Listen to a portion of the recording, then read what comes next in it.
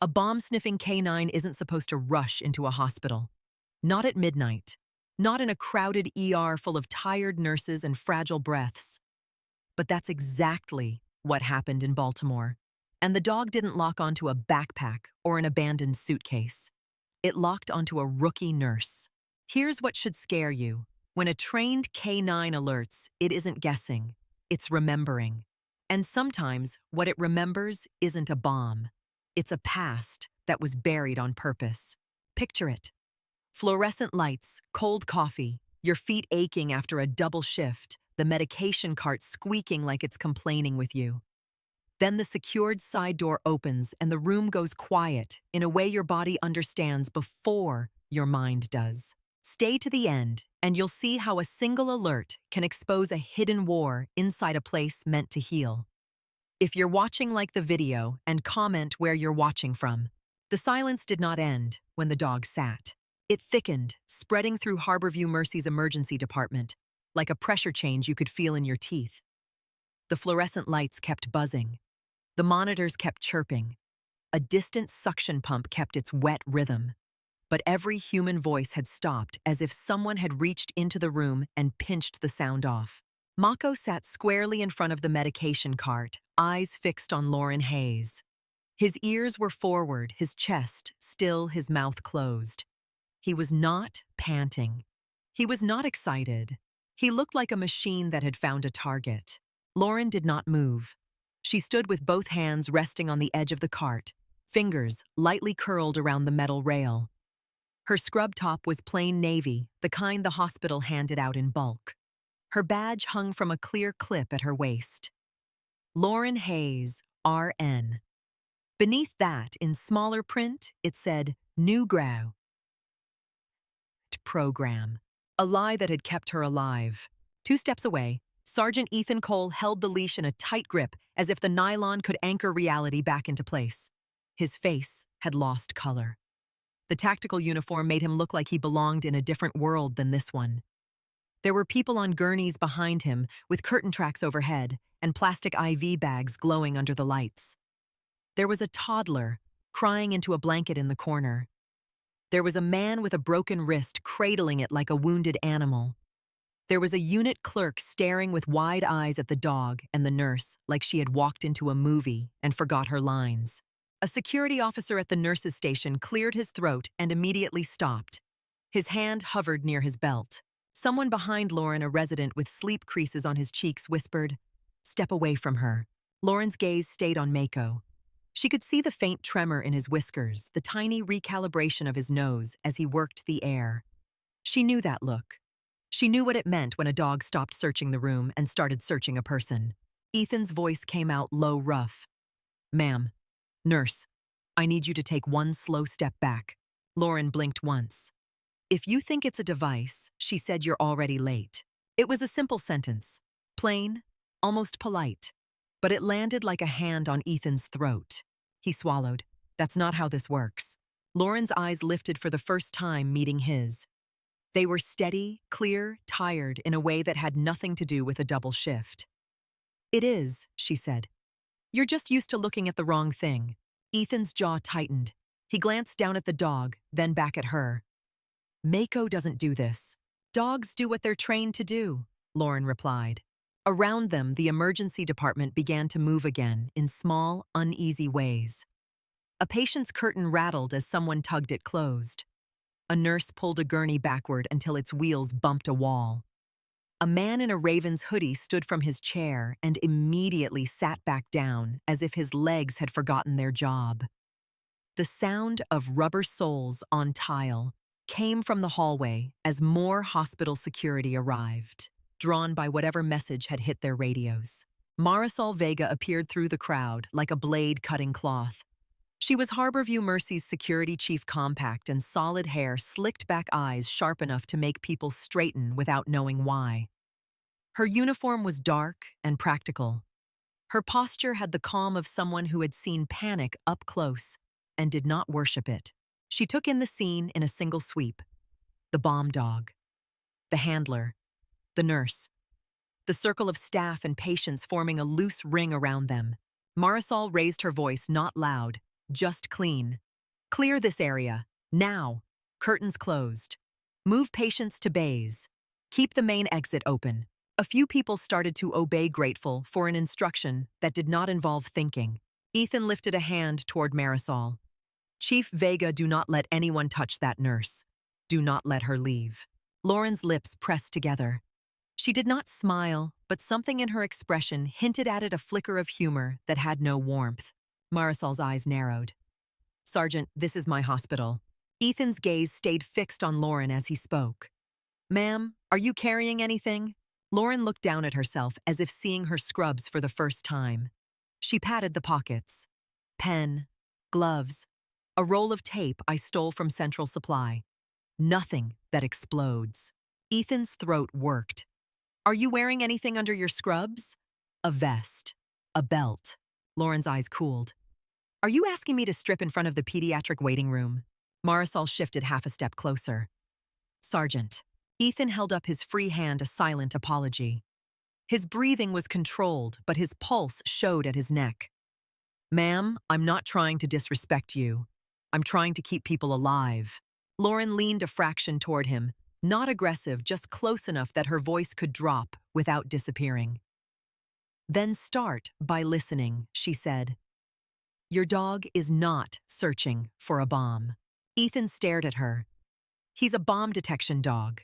He's a detection dog, Lauren said, careful with the words. You decide what you call the thing he finds. Mako shifted his weight and sat harder, repeating the alert. His gaze never left Lauren. That second sit tightened the air again. Even Marisol's face changed slightly, a micro shift that said she understood this was no misunderstanding. Ethan crouched beside Mako, one hand sliding under the dog's collar, grounding him. Buddy. He murmured, his voice softer now. Tell me. Mako's body stayed rigid. His nose lifted, then returned to hover near Lauren's torso, not touching her, just tasting what the air offered. Lauren kept her hands where they were. She forced herself to breathe slow through her nose. The smell was there, faint under antiseptic and hand sanitizer, a metallic note that did not belong in an ER. It was not dramatic. It was small. That was the problem. The worst things were always small at first. Ethan stood again. Have you been near explosives recently? Construction sites, fireworks, shooting ranges, anything like that? Lauren shook her head.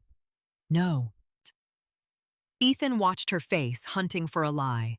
Any military surplus stores, old gear. Someone give you a souvenir? No. Ethan's eyes flicked to Marisol. She's clean? No bag, no device, nothing visible. Marisol's voice stayed steady. Then what is your dog smelling? Ethan looked at Lauren again, his expression almost pleading. Help me understand. Lauren's gaze shifted to Mako. Her voice softened, not for the people, but for the animal. Good boy, she said quietly. You're working. Mako's tail gave a single controlled twitch. Not happy, not relaxed. Acknowledgement. Ethan froze. Lauren noticed. She could not stop herself from noticing. Ethan's eyes snapped up. That phrase, he said. That tone. Who taught you to talk to a working dog? Lauren did not answer. Marisol's radio crackled with overlapping voices. Lockdown in ER. We need corridors cleared. Who authorized a bomb unit in triage? Marisol pressed the radio mic. All units keep your distance. No one touches the dog. No one touches the nurse. Hold until I say otherwise. A unit clerk, voice shaking, asked, Do we call administration? Marisol did not turn her head. They already know. As if on cue, the overhead speakers clicked and a calm recorded voice filled the department. Attention staff. This facility is initiating limited lockdown procedures. Please remain in your assigned areas. Limited lockdown. Words meant to sound gentle. Steel wrapped in cotton. A physician in a white coat pushed through the crowd, face drawn with the strain of too many nights like this.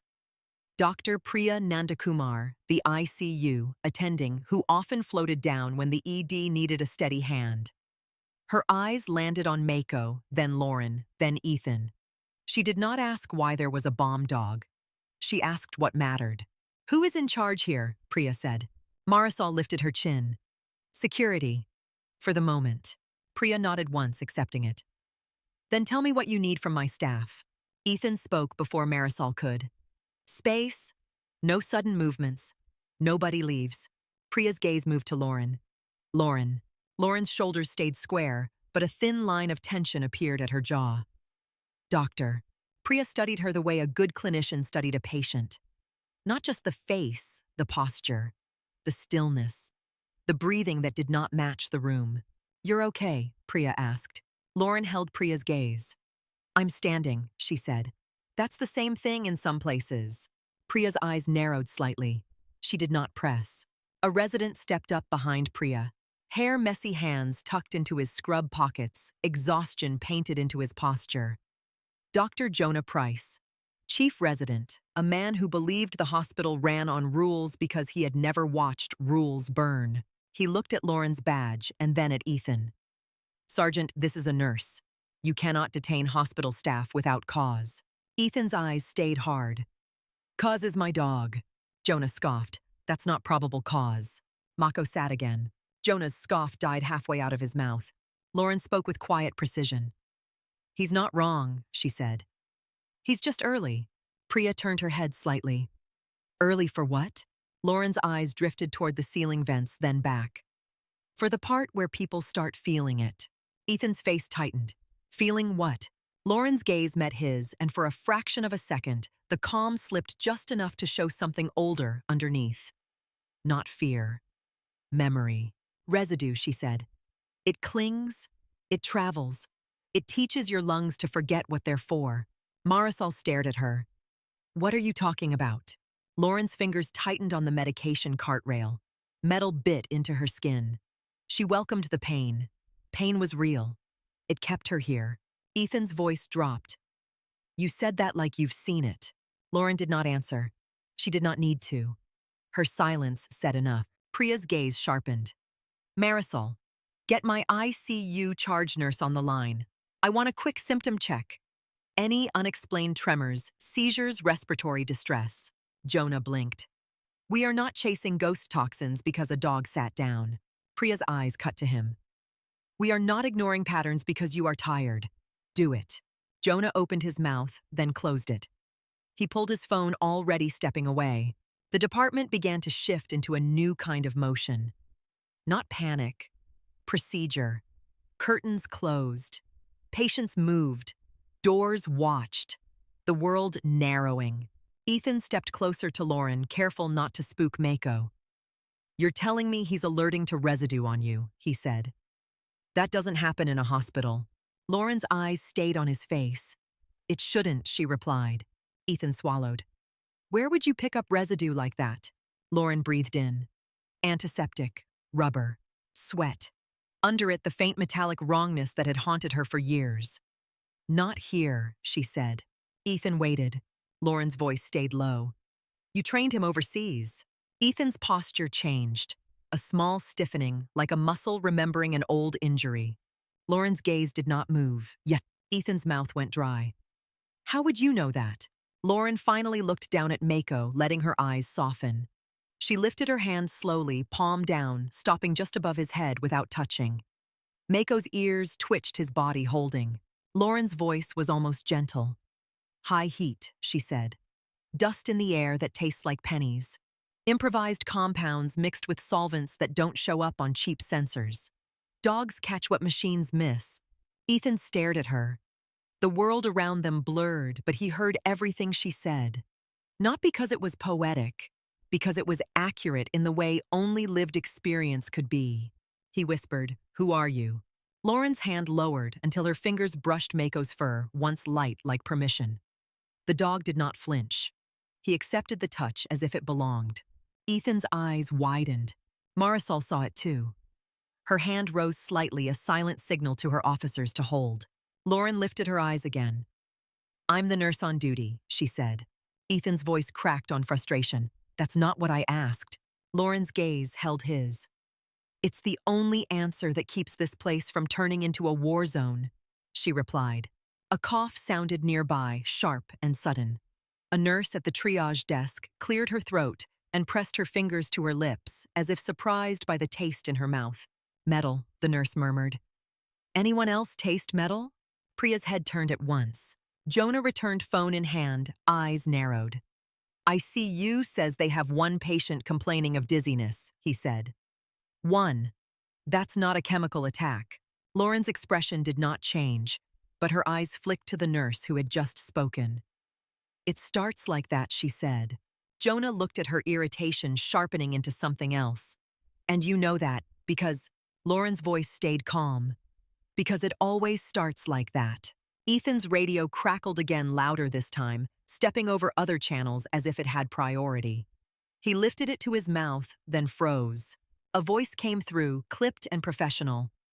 Sergeant Cole, confirm. Did your K-9 generate a high-risk signature in a civilian facility? Ethan's throat tightened. Confirming an alert, he said. But it's on a person. Silence on the line, not confusion. Calculation. Then the voice returned colder. Hold position. Federal auto notification triggered. Agents inbound. Do not release the subject. Lauren's eyes shifted to Ethan's radio, then back to his face. There it is, she said quietly. Ethan stared at her. You knew that would happen. Lauren did not deny it. Your system listens for certain smells, she said. Some of them are tied to names that aren't supposed to exist. Marisol's eyes narrowed. Federal auto notification, she repeated. From a dog. Ethan swallowed. There's an escalation protocol for certain signatures, he said. I was told it was a safeguard. Rare. Old. Priya's expression hardened. Old protocols have a way of waking up when you least want them to. Lauren's gaze stayed steady. Waking up is what they do, she said. They don't forget. The ER doors hissed open and closed as more staff moved behind curtains. A child's cry rose again, thin and frightened. Somewhere deeper in the hospital, a code bell chimed once, then stopped as if it had been pressed by accident. The building felt like it was holding its breath. Ethan crouched again, fingers on Mako's collar. Buddy, he whispered. Talk to me. Is it her, or is it something near her? Mako's nose dipped. He sniffed the air around Lauren's scrubs, then shifted slightly, head turning toward the main hallway. His body tensed. His paws adjusted. Not an alert this time. A decision. Lauren's eyes followed the dog's head movement. She felt it like a chill between her shoulder blades. He's catching drift, she said. Ethan looked up. Drift from what? Lauren's voice tightened by a degree. From the source. Marisol stepped forward. If there is a source inside my hospital, I need to know where. Lauren's gaze flicked down the corridor that led toward imaging, then beyond that, toward critical care. Air returns, she said quietly. It moves where people don't watch. It rides linens, gloves, privacy curtains. It hides in routine. Jonah shook his head. This is insane. Priya's eyes did not leave Lauren. Lauren, she said, voice low and direct. If you think there's exposure, tell me what to look for. Lauren took a slow breath. Skin gets pale, she said. Then gray. Breathing gets shallow, like they're trying not to inhale. Tremors. Confusion. Seizures if the dose hits hard enough. It does not act like the stuff in textbooks. Priya's jaw tightened. And treatment. Lauren's eyes stayed on Priya. Isolation, she said. Barriers. Vent control if you can manage it. And you find the source before it finds everyone. Priya nodded once, already turning. Marisol, I want that hallway locked down. Ethan, keep your dog on leash. Lauren with me. Jonah stepped in front of Lauren without thinking. No, he said. She is not leaving this department with a tactical unit. Lauren looked at him, and the look was almost pity. Doctor, she said softly. You think this is about permission. Jonah's nostrils flared. It is about authority. Lauren's voice stayed even. Authority is what you have when nothing is on fire, she replied. Right now, you need competence. It was not an insult. It was a fact delivered like a bandage pressed hard.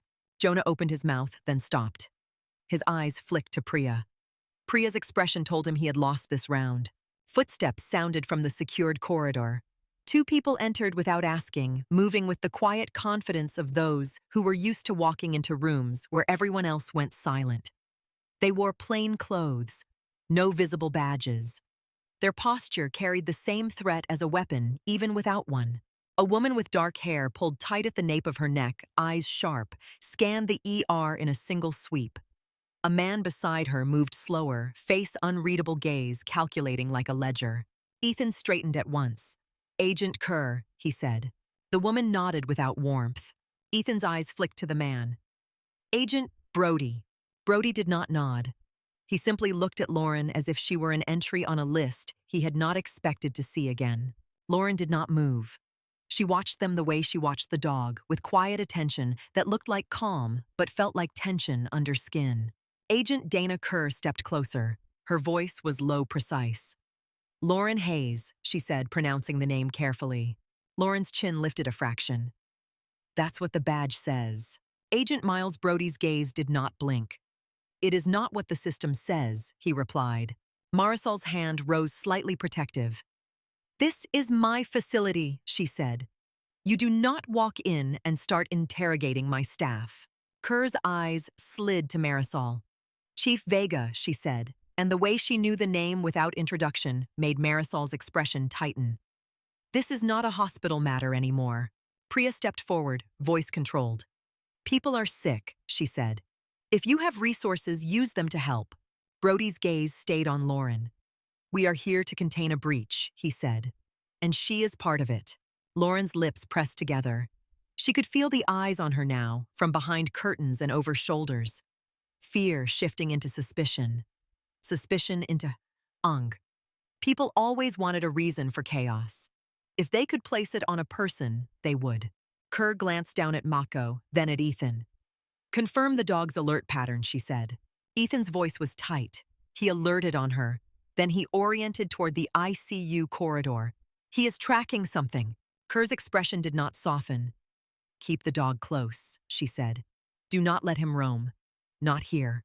Lauren watched Kerr's eyes. Not fear, not surprise. Recognition. Lauren spoke, voice quiet enough that it did not invite the room. "You know what he's smelling?" she said. Kerr's gaze snapped to Lauren. "Be careful," she said. Lauren's eyes held. "That's what you told me before," she replied. A flicker crossed Kerr's face. Small, human, gone, in an instant. Brody's voice cut in. "We need her secured," he said. Priya's jaw tightened. "You need her functioning," she corrected. "If people are being exposed, I need every skilled set of hands I can get." Brody did not look at Priya. "Doctor, your staff will follow containment protocol." Priya's voice sharpened. "My staff will keep patients alive." A sound rose from the hallway, distant at first, then immediate. A monitor alarm. Rapid beeps. A shout that carried panic through controlled space. A nurse's voice came over the intercom, strained and breathless. "Emergency department incoming trauma. 2 minutes out. Rollover. Unstable vitals." The ER shifted like a body bracing for impact. Curtains snapped. Hands moved. A respiratory therapist ran past with a bag valve mask. A tech rolled a crash cart into position, wheels rattling. Lauren's gaze flicked toward the ambulance entrance. She felt the familiar snap in her mind, the place where fear and focus became the same thing. Ethan tightened his grip on the leash. Mako rose to his feet, ears forward, tracking the movement and noise. Priya looked at Lauren, and in that look was a decision. "With me," she said. Brody stepped forward as if to block her. Lauren did not ask permission. She simply moved, sliding around him with the ease of someone who knew how to pass through tight spaces without touching a blade. Her hands were already reaching for gloves, her mind already sorting priorities by weight and time.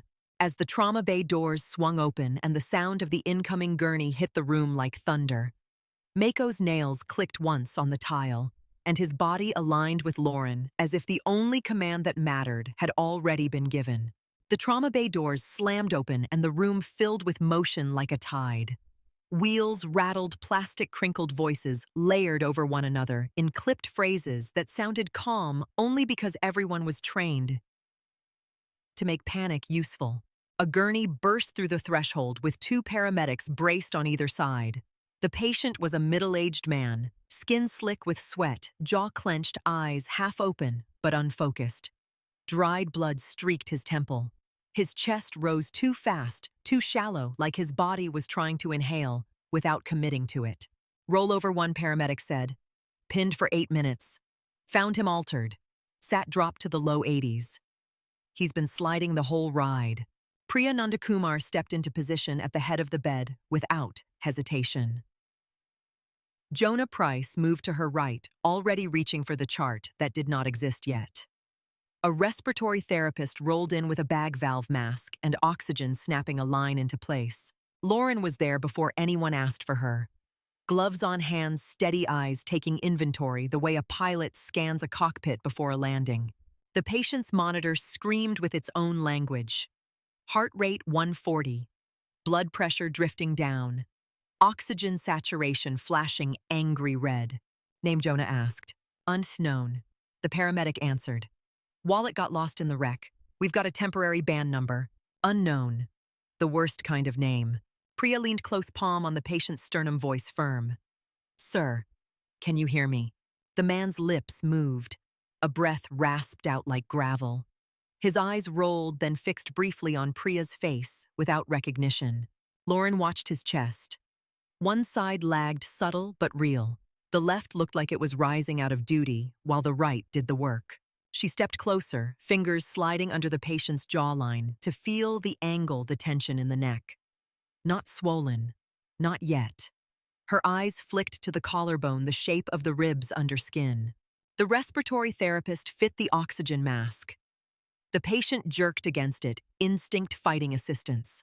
Hold him, Priya said. Two techs leaned in, gentle but firm. The man's hands fluttered, then fell limp again. Lauren placed 2 fingers at the patient's wrist. The pulse was fast and thin, like a thread pulled tight. Priya's gaze cut to Jonah. Get me lung sounds. Jonah snapped a stethoscope into his ears, leaned down, and listened. He moved left, then right. His brow tightened. Diminished on the left, he said, then listened again as if the second time might change the truth. Lauren felt the air in the room shift. Not panic. Recognition.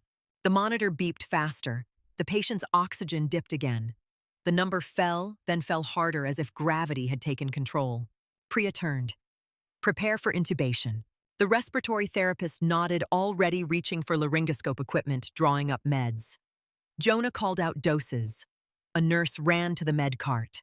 Lauren did not move away. She leaned in close enough to feel the patient's breath on her wrist. And she watched his throat, the muscles straining for air. Not yet, she said.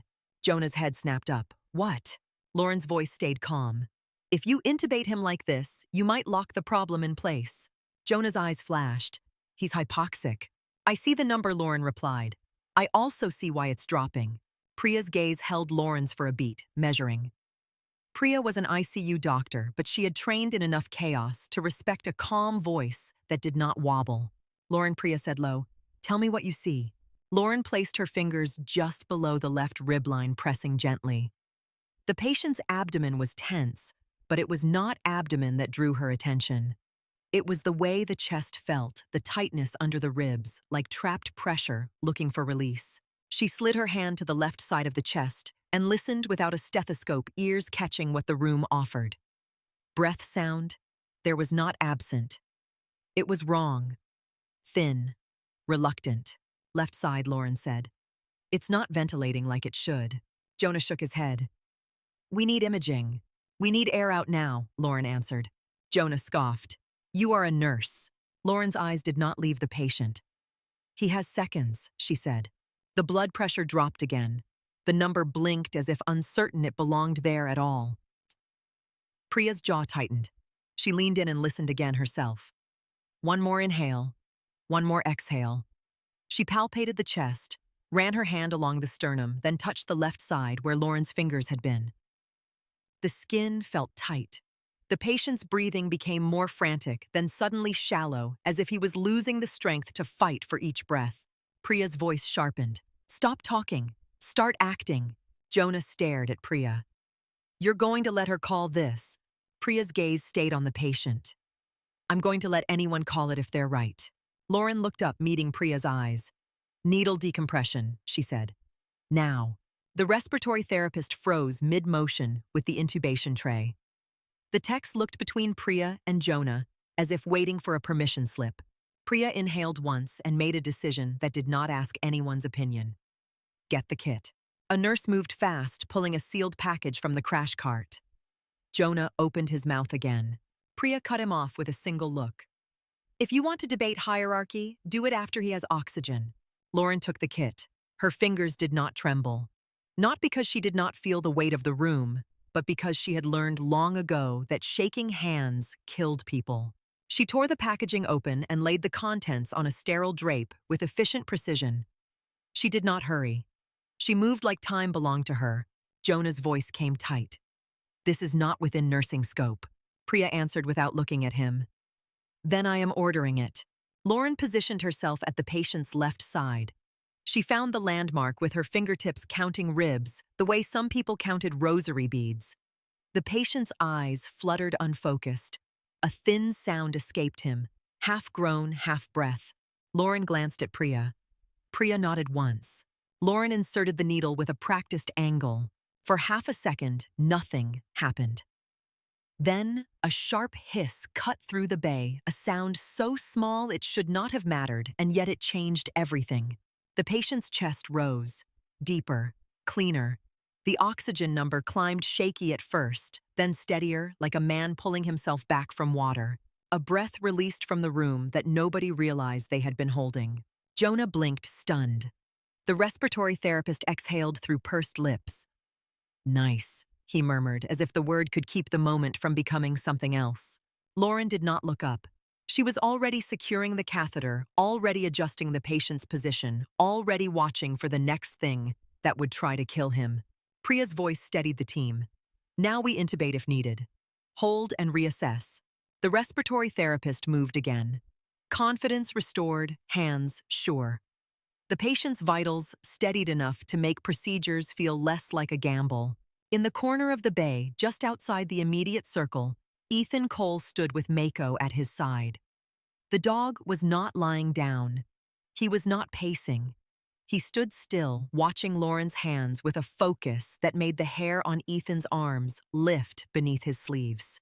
Agent Dana Kerr and Agent Miles Brody had followed the commotion without asking permission. They watched from the doorway, like people who had seen violence in clean rooms before and recognized it in a hospital too. Brody's gaze did not move from Lauren. Not even when the patient's oxygen improved. Not even when the bay exhaled. Kerr's eyes flicked to Mako, then back to Lauren's face. Something in her expression tightened. Not surprise. Something closer to confirmation. Lauren finished securing the catheter and stepped back. Only then did she allow herself a single breath that belonged to her. Priya looked at her, a question in her eyes. Lauren shook her head slightly. Not now. Not here. Priya accepted it. Good call, Priya said, voice low enough to be private. Stay with us. Lauren nodded once and moved to the medication cart again, drawing up what the team asked for, handing syringes and saline with crisp economy. She became what she had been pretending to be, a nurse in a bay, full of doctors, except the bay knew better now. The patient's color improved. The blood pressure crept upward. The heart rate slowed. The rhythm became less frantic, more human. Jonah hovered near the foot of the bed, still unsettled. He leaned close to Priya, voice sharp but controlled. She knew what to do without imaging. Priya did not look at him. So did you, she said. You just argued with your own instincts. Jonah's jaw clenched. We cannot have staff freelancing invasive procedures. Priya finally looked at him. We cannot have staff dying because we waited for a scan, she replied. Pick your fear. Jonah had no answer for that. As the team stabilized the patient, the noise level dropped from frantic to focused. The trauma bay became a machine, each person a moving part. Orders went out for imaging, labs, blood gas, consults. The patient was prepped for transfer. Lauren wiped her hands, stripped off gloves, and immediately pulled a new pair on. Her skin felt too tight, as if adrenaline had turned her into something made of wire. Ethan stepped closer, staying just outside Priya's orbit. His voice was low. You did that like you've done it before. Lauren did not look at him. I followed the signs. Ethan's gaze flicked to the patient, then back. Most people freeze when someone's dying. You didn't. Lauren glanced at him once, a look that carried the end of the conversation. People don't have time for my nerves, she said. Ethan swallowed. That dog is still locked on you. Lauren's eyes moved to Mako. The dog stood with his weight balanced, ready ears forward, gaze fixed. He was not guarding the patient. He was guarding her or something close to it. Lauren felt the urge to step away from that gaze, the same urge she used to feel when a helicopter spotlight found her in darkness. She did not move. Moving would make the room notice. Not moving let her pretend she belonged. Marisol Vega appeared at the edge of the bay, eyes scanning, phone pressed to her ear. She spoke quietly, then lowered it and looked at Priya. Limited lockdown is now full lockdown, Marisol said. Administration is losing their minds. Media is already sniffing around outside. Priya's face stayed hard. Keep them outside, she said. Marisol's eyes shifted to Kerr and Brody. They brought their own kind of chaos, she replied. Kerr stepped forward, voice cool. Chief Vega, we need access to a private room. Marisol's lips pressed together. For what purpose? For her, Brody said, nodding toward Lauren. Lauren did not look at them. She kept her hands busy organizing syringes, checking labels. In her periphery, she could feel the room's attention tilt again. Not toward the patient. Toward her. Priya's voice sharpened. Not while my patient is unstable. Kerr's gaze did not flicker. Doctor, this is a federal containment situation. Priya stepped closer, and for a moment, the ICU attending looked like someone who had stood between soldiers and civilians in another life. This is a hospital, Priya said. You can contain whatever you want after my staff is done saving lives. Brody's expression did not change, but his eyes tightened. If that compound is in this building, you will lose more than one patient. Lauren's fingers paused. She looked at Brody, then fully. You already did, she said quietly. The words landed with weight. Brody's gaze sharpened. Kerr's jaw tightened. Ethan watched Lauren as if the room had turned upside down. What compound, he asked. Lauren did not answer him. She did not want to say it in a trauma bay. Names had power. Names were how systems woke up. She kept her voice low. The kind that doesn't care what your badge says, she replied. Priya's eyes held Lauren's. Lauren, Priya said softly, do you think this is still about the dog alerting on you? Lauren's gaze shifted again to the vents above the bay, the ceiling tiles with their neat pattern, the gentle hum of air moving where nobody looked. No, Lauren said. I think the dog found a trail. Mako's ears flicked as if he understood the word. Ethan's voice went tight. Mako doesn't track in a hospital. He searches. Lauren looked at him. He tracks when the scent is moving, she said. The trauma patient was rolled toward imaging, stabilized enough to survive the next steps. The team followed, peeling away like a tide shifting to a new shore. As the gurney left the bay, emptied, the adrenaline that had held everyone upright began to thin, leaving behind tremors in hands and the sudden awareness of cramped shoulders. A nurse laughed quietly, the sound too sharp, then covered her mouth. Lauren stepped out of the bay and into the corridor. The hospital felt different. Tight. The usual clutter of movement was gone. Doors were closed. Hallways were watched. Staff moved in small clusters, voices hushed. The overhead announcements were calm in the way a warning label was calm. Ethan stayed at her side. He kept Mako close leash short. Kerr and Brody fell in behind them without asking permission, as if they had decided the corridor belonged to them. Marisol walked ahead, clearing a path, her officers shifting positions as they passed. The hospital was becoming a chessboard, and every piece knew it. They reached a junction where the corridor split toward imaging and toward critical care. Mako stopped. Not a sit this time. A freeze. His nose dipped, then swept a short arc of air. His body angled toward the ICU corridor. Ethan tightened his grip. Buddy, he whispered. Mako took a single step forward, then another, pulling gently. Ethan's face hardened. He's getting a hit, he said. Kerr's voice was clipped. Keep him on leash. Lauren watched the dog's posture, the tension in his shoulders, the focus in his eyes. He's not searching, she said. He's following. Brody's gaze cut to Lauren. How do you know the difference? Lauren's voice stayed even. Because I've watched it, she replied. Priya appeared again, moving faster now, phone pressed to her ear. She ended the call mid-stride and looked at Lauren with a physician's version of fear, the kind that had nothing to do with personal danger and everything to do with a patient's body losing a battle. "We have an ICU patient seizing," Priya said.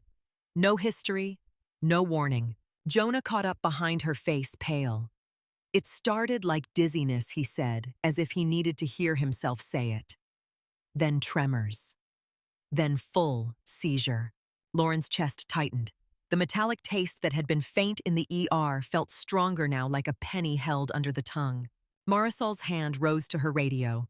"ICU corridor is secured," she said. "We can move you through." Kerr's eyes narrowed. "Nobody touches that patient without barriers," she said. Priya's gaze snapped to Kerr. "We touch patients to keep them alive," she replied. Brody's voice was flat. "Then you will do it protected." Lauren stepped forward. "Seal the vents," she said. Priya's eyes locked on her. "Why?" Lauren's gaze went to the ceiling. "Because the air returns," she replied. "It moves where you don't look." Jonah's face tightened. "This is not a chemical event," he said. But his voice lacked conviction now because reality had started agreeing with Lauren. Mako pulled again, harder this time, as if the scent had gained strength. Ethan looked at Lauren and his expression had shifted from suspicion to something else, a reluctant belief built out of too many small proofs. "Lauren," Ethan said low, "tell me what you are." Lauren did not answer. She did not have time to answer. She moved toward the ICU corridor, hands already reaching for fresh gloves, eyes narrowing as the hospital's quiet deepened into something that felt like a held breath. Behind her, Mako's nails clicked softly on tile as he followed, and the leash in Ethan's hand tightened like a tether to something neither of them could afford to lose. Lauren moved first because hesitation had a sound, and she could already hear it building in the corridor.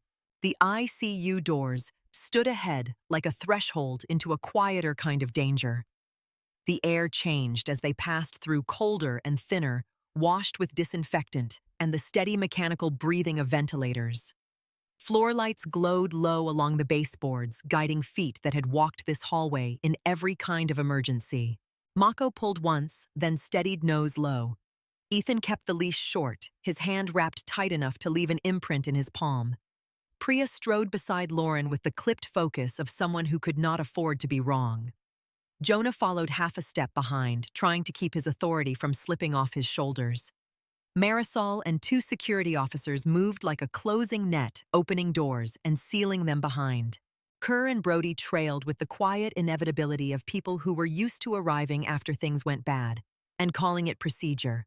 The sound hit them before they reached the room. A monitor screaming in a high, urgent cadence. A nurse calling for help with a voice that kept cracking on the edges. The sharp slap of bare feet on sheets. They turned into the bay and found a young woman seizing hard enough to make the bed frame rattle. Her arms jerked her jaw, clenched saliva foaming at the corner of her mouth. The pulse oximeter had lost its grip. The cardiac monitor showed a jagged mess that threatened to become nothing. Two ICU nurses hovered, torn between restraining and protecting. One held the patient's shoulder with both hands, trying to keep her from throwing herself off the mattress. The other fumbled with a syringe, her gloves trembling. "Name is Tessa Ward," the charge nurse said, voice tight. "Admitted post-op yesterday. No neurohistory, no seizure history." She said she felt dizzy, then her hands tingled, then this. Lauren's eyes swept the room in one fast pass. Bedding, IV lines, vent grates above. The cart by the wall, open drawers, medication vials lined like teeth. The nurse's hands, the way her fingers kept wiping at her own lips. "Metallic taste," the nurse blurted as if embarrassed to say it. "Like I'm sucking on a penny." Lauren stepped closer, staying just outside the arc of the patient's flailing limbs. Her gaze went to Tessa's skin. Pale, not just anxious pale, but waxy. The color of a candle left too close to heat. She looked at the pupils, the breathing, the pattern of the seizure. Her mind ran through causes like a triage sieve, sorting what fit and what did not. Priya was already issuing orders. Lorazepam now. Airway ready. Suction at bedside. Move the crash cart in. Jonah reached for the chart on the wall. "Labs are pending," he said, voice trying for control. "Electrolytes, glucose tox screen." Lauren watched Tessa's chest. It rose shallow, then snagged like her muscles were forgetting the sequence. This isn't primary neuro, Lauren said. Jonah snapped his head toward her. You cannot call that. Lauren did not look at him. Watch her breathing, she replied. Watch her skin. Watch the nurses. The charge nurse stiffened. What about us? Lauren nodded toward the nurse who had mentioned the taste. You feel it too, she said. It was not a question. The nurse swallowed. My throat feels tight. Priya's hands were steady as she guided the medication in, then supported the patient's head. The seizure began to slow, the violent jerks softening into tremors, then into a slack collapse that looked too much like surrender. Tessa's chest still did not rise the way it should have. Bag her, Priya ordered. Now! The respiratory therapist stepped in, sealing the mask. The bag hissed with each squeeze. Tessa's oxygen number climbed, reluctant at first, then steadier. Lauren's gaze went back to the vents. Seal the vents, she said louder now. The charge nurse blinked. We can't. Marisol stepped into the doorway, eyes scanning. We can, she said, and pointed to a security officer. Facilities control. Shut the airflow to this wing. Kerr's head snapped up. Do not change ventilation without containment assessment. Lauren looked at Kerr for the first time in the room. If you wait for a clean assessment, you will be assessing bodies, she said. Kerr's expression did not soften. Watch your tone. Lauren stepped closer, stopping just short of the patient's bedside. Watch your priorities, she replied. Priya glanced between them, then back to the patient. Marisol, she said. Do it. Marisol did not hesitate. Her radio came up. Facilities lock ventilation to ICU wing. Close returns. Cut recirculation. I want external exhaust only if you can route it. A beat of static. Then a voice, wary. Chief, that is not standard. Marisol's reply was calm and final. Neither is a bomb dog in my ICU. Do it. Lauren pulled a fresh pair of gloves from the wall dispenser and snapped them on. The latex popped in the quiet. She leaned in close enough to smell Tessa's breath when the mask lifted between squeezes. Under the hospital's sense was that faint metallic wrongness, again stronger here, threaded through the air like a wire. Ethan stood just inside the bay leash, tight. Mako's nose swept low, then lifted, tasting. His body stayed oriented toward Lauren, but his attention kept drifting, pulled by something that lived beyond this room. Ethan, Lauren said without turning. Your dog is not alerting on me anymore. Ethan's voice came tight. He keeps checking you. He's using me as reference, Lauren replied. I'm the anchor scent. He's comparing the air to what he remembers. Jonah scoffed, once a reflex. This is not how science works. Lauren looked at him then. Her eyes were calm, but there was nothing gentle in them. It is how dogs work, she said. And dogs notice what you ignore. Priya's gaze cut to Jonah. Stop filling the room with noise, she said quietly. Jonah's jaw tightened, but he went still. Tessa's breathing improved under the bag. The tremors faded. Her eyes rolled back, then settled unfocused, but no longer fighting her own body. The monitor steadied into a rhythm that felt human again. The charge nurse exhaled like she had been underwater. She's coming back, she whispered. Lauren did not relax. Her eyes remained on the vents, then on the nurses, then on the door. This is exposure, she said. Kerr's posture went rigid. To what? Lauren did not answer immediately. Not because she did not know, but because saying it would make it real in a way that demanded consequences. Brody stepped forward, voice flat. If you know you say it. Lauren met his gaze. It moves on surfaces, she said. It binds low. Not airborne like chlorine, not heavy like smoke. It rides fabric. It rides skin. It sits in places you do not think to clean. Kerr's eyes narrowed. That profile is not a civilian threat. Lauren's lips pressed together. You are saying that like it makes anyone safer. Ethan's grip tightened on the leash. Lauren, he said low. Where did you learn this? Lauren's eyes flicked to Mako. The dog watched her hands, then glanced toward the corridor again. His ears lifted as if he heard something the humans could not. Not here, she said. Priya's voice was steady, grounded in her role. We can debate your background later, she said. Right now, I need protocol. How do we keep this wing from becoming a chain reaction? Lauren nodded once. The movement was small, but it carried a shift. She stepped into the space that leadership occupied without asking permission. Barrier everything, Lauren said. No bare hands, no exposed skin. Double glove if you have it. Gowns for anyone entering rooms. Masks for anyone within 6 feet of patients. Treat curtains like they are contaminated. Treat bed rails like they are contaminated. Treat your own scrubs like they are contaminated. The charge nurse swallowed. We do not have that kind of PPE inventory. Marisol stepped closer, voice low. We can lock down central supply. Lauren's gaze snapped toward the corridor. Not lock down, she corrected. Control. Clean hands in. Dirty hands out. One-way flow. Brody's eyes narrowed. You are speaking like you have run containment. Lauren held his gaze. I have, she said. Kerr's phone buzzed in her hand, and she glanced at it once. The screen lit her face in a cold blue. Something in her expression hardened. Chief Vega Kerr said, and the way she said the name carried authority that did not belong in a hospital. I need a private room. Now. Marisol's eyes narrowed. People are actively crashing. Kerr's gaze did not move from Lauren, and she is actively flagged. Priya stepped in front of Lauren by half an inch, a protective gesture that looked like routine, but was not. You can interrogate after my patients are stable, Priya said.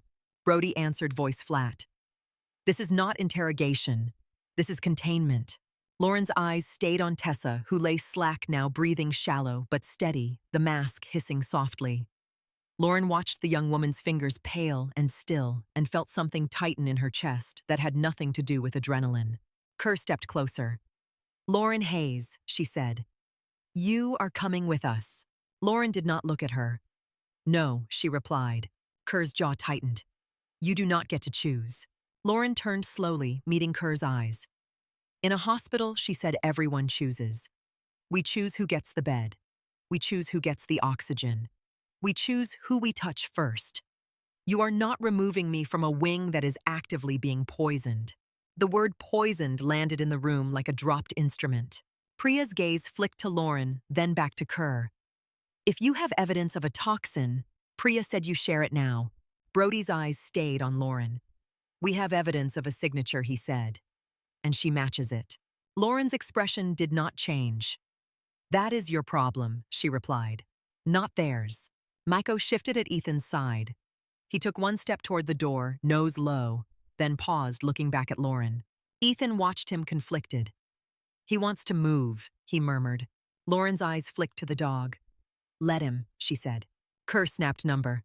Lauren's gaze stayed calm. Your agents are here because the system lit up, she said. If you want to stop the system from lighting up more, you follow the dog. Brody's expression tightened. You are not in command.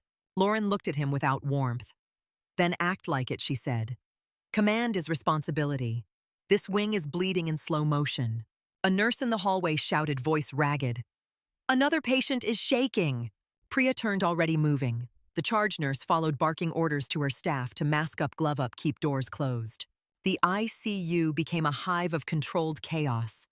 It did not look like panic. It looked like people running on training while fear tried to climb their throats. Kerr stood for a beat, caught between procedure and reality. Brody's gaze flicked down the corridor where staff were moving in and out of rooms. Then back to Lauren. Private room, he repeated. Lauren held his gaze. Pick one, she said. You want me contained or you want me useful? Marisol stepped in, voice low. There is a consult room 2 doors down, she said. Glass walls, secure lock. You can have your conversation there, but the nurse stays within this wing. Kerr's eyes narrowed. She comes with us. Marisol's reply was calm and cold. She comes with me, she said. This is still my facility. Kerr studied her, then nodded once the smallest concession. Fine, she said. But she does not leave our sight. Lauren moved toward the consult room without rushing, because rushing would make her look guilty, and guilt was an invitation. Ethan followed, leash in hand. Mako stayed close to Lauren's leg, as if he had decided where he belonged. They entered a small room with a table bolted to the floor, 2 chairs, a wall-mounted screen that nobody used, and glass walls that made privacy feel like a performance. Marisol closed the door behind them. A security officer stood outside, visible through the glass. Priya did not come. She stayed with her patients. That choice, that refusal to leave, made Lauren's throat tighten more than she expected. Kerr stood across from Lauren, hands empty posture, controlled. Brody leaned against the wall with his arms crossed, gaze steady. Ethan stood near the door, Mako at his side. Lauren sat in one of the chairs because standing would look like a challenge, and she did not have time for challenges. Mako sat at her feet, calm but alert. Kerr placed a phone on the table screen facing up. It displayed a grid of data that meant nothing to the hospital staff, but everything to the people in the room. "You tripped a dormant escalation," Kerr said. Lauren's eyes flicked to the screen, then back. "I did not trip anything," she replied. "Your dog did." Brody's voice was flat. "Your biometric profile matches a sealed identifier." Lauren's expression stayed calm. "Impressive," she said. "Considering I do not exist." Ethan's head snapped toward her. "What does that mean?" Lauren looked at him, and for a second her mask softened. "It means my paperwork is clean," she said. Kerr did not blink. "Your name appears 5 years ago," she said. "Nursing school, a license, a clean background check. Before that, there is nothing. No childhood records, no employment, no medical history, no tax footprint, nothing." Lauren's gaze stayed steady. "Some people move," she said. Brody's eyes narrowed. "People move with records," he replied. Lauren leaned back slightly in the chair, not relaxed, just measured. "Then you should be more suspicious of the people who have too many," she said. Kerr's voice hardened. "This is not banter." Lauren's eyes cooled. "Then stop treating it like a confession," she replied. Ethan looked between them, his face tight with confusion. "Federal auto notification," he said. "From a dog alert." "How does that even happen?" Brody answered without looking at Ethan. "Certain compound signatures are tied to historical operations," he said. "If a certified detection K9 registers them in a civilian setting, the system escalates." Ethan's voice cracked with disbelief. "That system is supposed to be dead." Kerr's eyes stayed on Lauren. "It was sleeping," she said. "Until tonight." Lauren did not respond. She did not give them the satisfaction of a flinch. Brody's voice cut in sharper. "You were declared killed in action," he said. "Classified theater. Classified unit. Declared no survivors." Ethan went still. His hand tightened on the leash. "No," he breathed as if he could deny the words into non-existence. Lauren's gaze did not move from Brody. "Declared," she echoed. "Interesting word." Kerr's phone vibrated again. She ignored it. Her eyes remained fixed on Lauren. "You were not supposed to survive," Kerr said. Lauren held her gaze. "And yet your patients are still breathing," she replied. "Would you like to discuss gratitude, or do you want to keep reading files?" Brody's eyes hardened. "This is not about heroics," he said. "This is about containment and liability." Lauren's lips pressed together. "People are seizing in the ICU," she said. "Your liability is walking down the hall in scrubs." Ethan's head snapped up. "What compound?" he demanded. "What is in this building?" Lauren's gaze shifted to Ethan. Her voice softened slightly, not kinder, but more human. "It is not something you use for bombs," she said. "It is something you use for bodies." Ethan swallowed. "Chemical," he said. Lauren nodded once. Kerr's jaw tightened. "That compound was never approved for deployment," she said. Lauren's eyes cooled. "Neither was the mission," she replied. Brody's phone buzzed. He glanced down, and for the first time, his expression shifted a flicker of concern, breaking the smooth mask. "What?" Kerr demanded. Brody's gaze lifted. "Second symptomatic patient," he said. "Tremors. Confusion. Another seizure pending." Lauren's chest tightened. "You are wasting time," she said, and pushed her chair back. Kerr's hand lifted. "Sit down." Lauren looked at her with quiet contempt. "Dr. Nandakumar is in there," she said. "If she loses a patient because you wanted a conversation, you will carry that." Kerr's eyes narrowed. "You think guilt works on us?" Lauren's voice stayed calm. "It should," she replied. Then she opened the door. Marisol stepped aside without question. Ethan followed Mako, rising in sync with Lauren's movement body, aligned like a shadow. They moved back into the corridor. The ICU felt tighter now, quieter in a way that was wrong. Staff wore masks. Some wore gowns. Others had improvised barriers with plastic ponchos from supply bins. A nurse taped garbage bags around her sleeves with shaking fingers. Priya met them halfway down the hall. Her face was composed, but her eyes were sharp with controlled anger. "We have 2 more," she said. Both with the same pattern. Dizziness, metallic taste, tremors. "I have 1 escalating." Lauren nodded. "It is spreading," she said. Kerr's eyes narrowed. "Or it is being carried," she said. Lauren looked at her. "Either way, it is inside," she replied. Mako pulled gently again, nose low, body angled down the corridor away from patient rooms. Not toward the ICU entrance, not toward the nurses' station, but toward the service hallway that led to storage and supply. Ethan felt it. "He is tracking," he said. Kerr stepped toward them. "Leash stays short," she ordered. Lauren watched the dog's posture. "He is not breaking command," she said. "He is obeying the strongest one he has." Ethan's eyes flicked to her, pained. "I am his handler." Lauren met his gaze. "You are his leash," she replied. "There is a difference." Ethan's jaw tightened, but he did not argue. He let Mako lead, controlled, steady. Marisol moved ahead, flashing her badge at a secure door. A keypad beeped. The lock clicked. They entered a service corridor where the lights were dimmer and the air smelled of dust and cardboard, a place the public never saw. The hospital behind them hummed with life and fear. This corridor felt like the underside of a ship where things moved unseen. Mako's nose traced along the base of the wall, then lifted to a set of double doors marked Central Supply Authorized Personnel Only. He stopped. He sat. Hard. Ethan's throat tightened. "He is saying it is here," he murmured.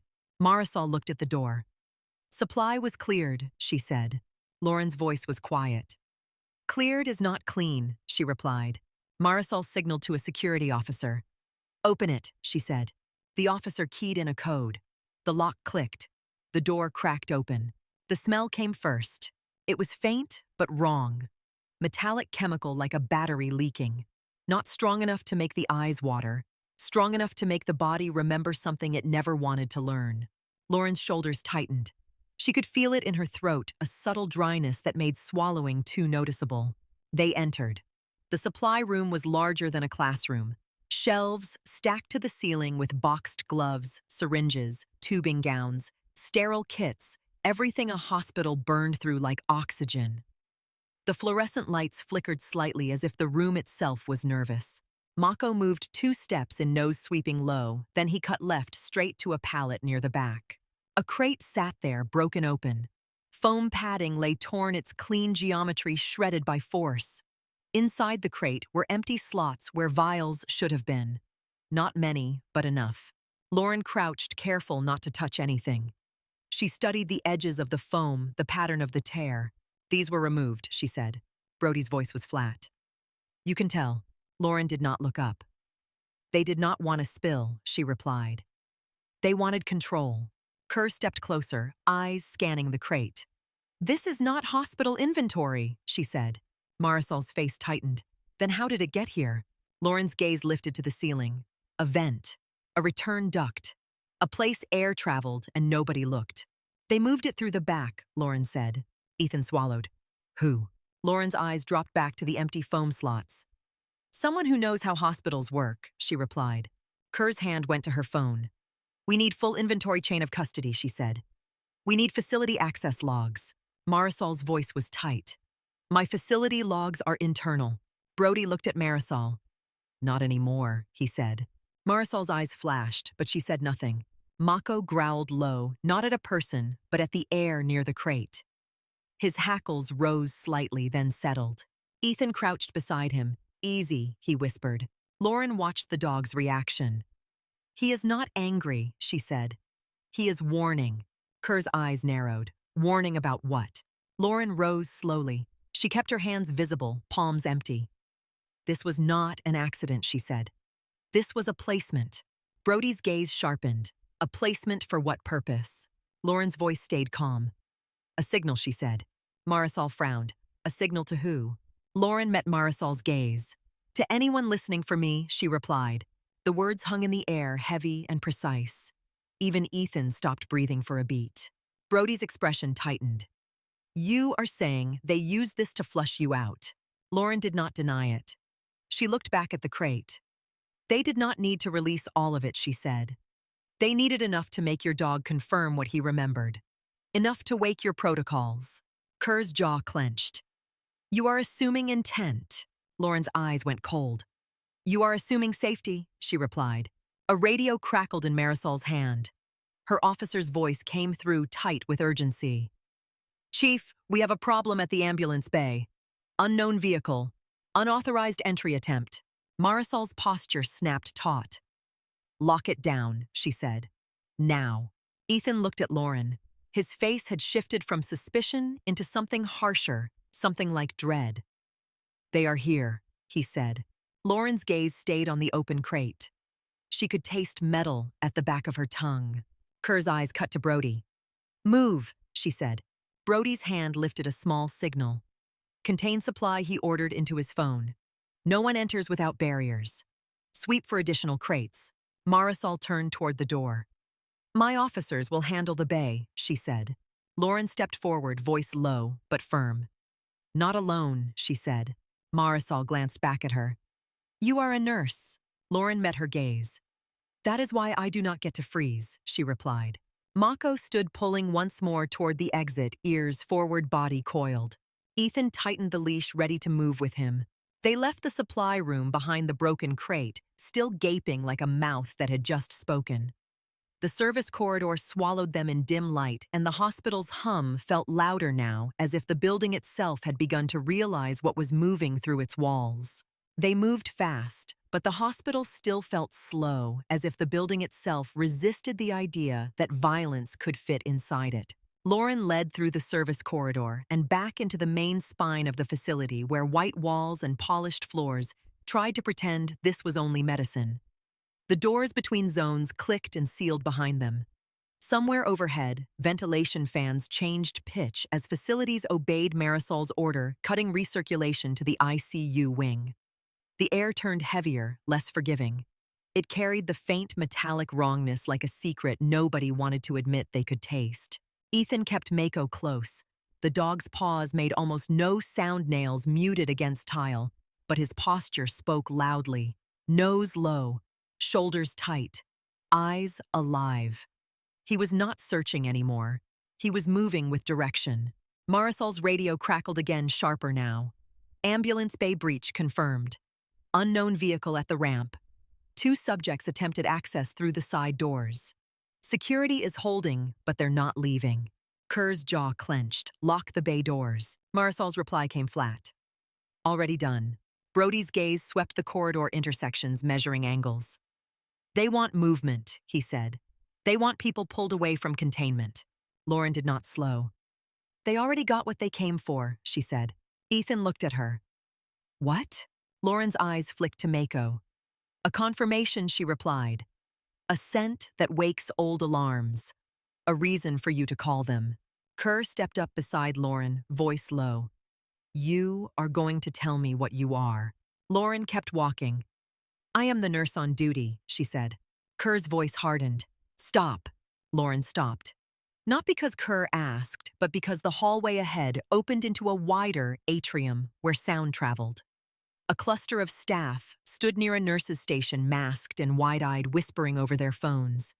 A patient in a wheelchair stared toward the far doors, where security had posted themselves like a wall. Lauren turned toward Kerr, just enough to keep the conversation contained. You want a name? She said. Names are what you use to drag someone into a file and pretend you understand them. Brody's eyes narrowed. We do not need your philosophy. Lauren's gaze did not move. Then stop acting like you need my confession to do your job, she replied. Kerr's expression tightened, but she let it pass because another alarm chirped down the hall.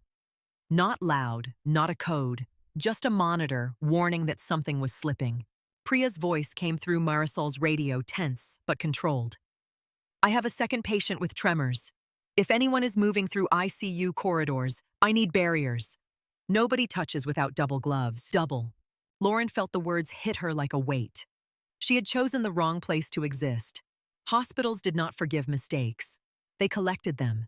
Ethan glanced toward the ICU wing torn. "We should be in there," he said.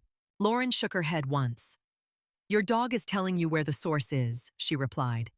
"If you do not stop the source, Priya will be bagging patients until her hands give out."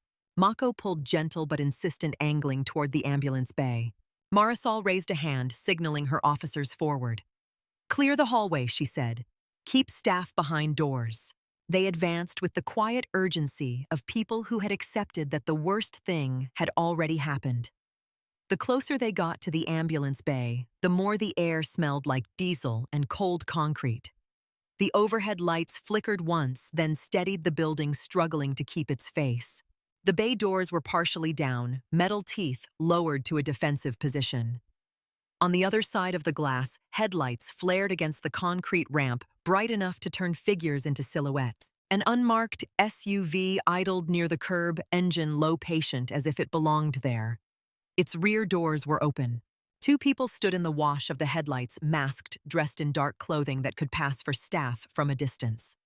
Not tactical armor, not police, not sloppy. Either. They were waiting. Security officers held their line inside the bay, weapons drawn, but pointed low tension in their shoulders like coiled springs.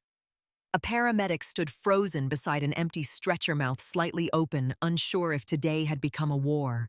Lauren stepped into the threshold where the glass doors met the bay. The air was colder, here wet with winter. Mako's body went rigid. Ethan tightened the leash. "Hold," he whispered. The nearer masked figure turned his head slowly, as if he had heard Lauren's breath. His gaze landed on her, and even through the mask, Lauren felt the recognition snap into place. It was not surprise. It was confirmation. The figure lifted one hand, palm out, a gesture that looked like peace until you understood how controlled it was. "You're supposed to be dead?" a voice said. Male. Calm. Familiar in a way that made Lauren's spine tighten. Lauren did not step forward. She did not step back. Her voice came out even. "So are you?" A pause thin as wire. The second masked figure shifted his weight toward the open SUV, as if ready to move. His head kept turning, scanning the bay, measuring responses. Kerr stepped to Lauren's side, one hand near her own weapon, but not drawn. Her voice cut through the cold. "Federal agents. Step back from the vehicle. Hands where I can see them." The first figure did not flinch. He kept his hand raised still, like he was negotiating with someone else entirely. "We are not here for you," he said, eyes fixed on Lauren. "We are here to clean up a mistake." Lauren's eyes stayed on him. "You do not clean mistakes," she replied. "You bury them." The man's gaze narrowed slightly, as if she had struck something personal. "You should have stayed buried," he said. Lauren felt the metallic taste deepen in her mouth. "You should not have brought it into a hospital," she answered. Behind the glass, Mako gave a low growl that vibrated through the leash. Ethan's knuckles whitened. Marisol's voice was sharp, carrying. "Back away from the doors. Now." Final warning. The second figure moved fast. He turned and ran toward the SUV, reaching into the rear like he was grabbing something long. Brody's weapon came up smooth. "Do not," he said. The runner froze for half a second, then kept moving. Lauren's voice snapped low and hard. "Stop." It was not loud. It did not need to be. Something in it made Ethan glance at her, like he had just heard a command he recognized but could not place. The runner hesitated, and in that hesitation, Lauren saw it clearly. Not amateurs. They expected compliance. They expected extraction, not resistance. The first figure kept his eyes on Lauren. "You remember," he said softly. Lauren's chest tightened. "I remember everything," she replied. "That is the problem." Kerr shifted her stance, ready. "Last chance. On the ground. Hands behind your head." The first figure's shoulders rose slightly, a small breath. "Too late," he said. Then his gaze flicked past Lauren's shoulder toward the interior of the hospital. And Lauren understood what he meant. This was not the main move. This was the distraction. A shrill alarm sounded from deep inside the building, higher pitched than the lockdown tone. An ICU monitor alarm, the kind that made your skin prickle even if you had never seen one. Marisol's radio erupted with voices. ICU Bed 7 is coding. We need help now. Respiratory is tied up. Dr. Nandakumar is asking for an extra set of hands. Priya's voice came through clipped, strained by speed. Now. I need hands now. Lauren's body moved before her mind finished deciding. She turned from the bay toward the corridor, already pulling gloves from a wall dispenser as she ran. Kerr stepped into her path. No. Lauren's eyes met hers. People are dying, she said. Kerr's jaw tightened. And they are here for you.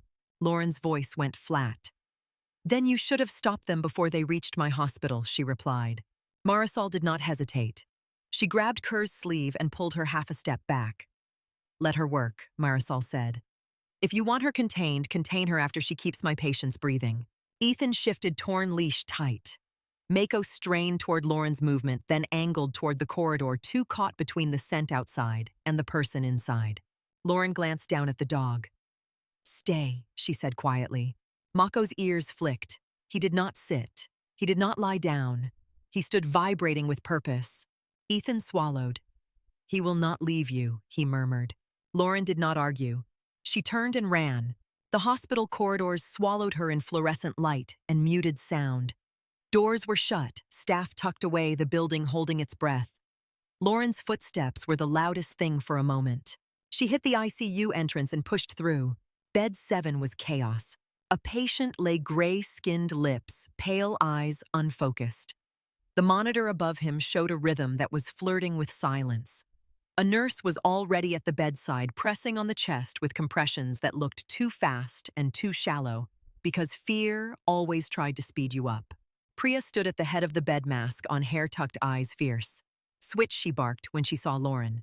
Lauren moved into position, hands finding the center of the sternum without thinking.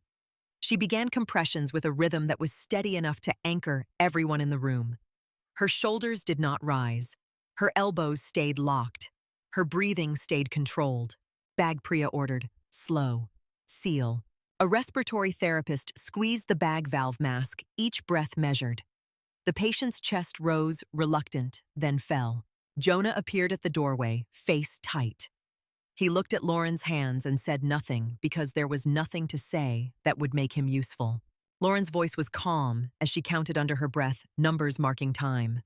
The room moved around her, drawing up meds, checking lines, swapping out equipment. The smell of sweat and disinfectant mixed with the faint metallic wrongness that seemed to cling to everything.